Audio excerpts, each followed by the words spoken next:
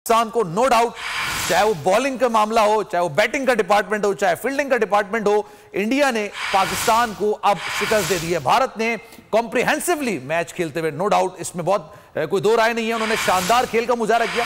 चाहे कल की बात की जाए, पाकिस्तान पूरे मैच के अंदर सिर्फ 2 ही विकेटें हासिल करता, 228 रन के बड़े मार्जिन के साथ भारत ने पाकिस्तान को शिकस्त दी है। इससे पहले पाकिस्तान ने भारत को शिकस्त दी थी और वो चैंपियंस ट्रॉफी का फाइनल था 2017 के अंदर, 180 रन के मार्जिन से शिकस्त दी थी पाकिस्तान ने भारत को, लेकिन 228 रन के मार्जिन से भारत ने पाकिस्तान को शिकस्त दी है।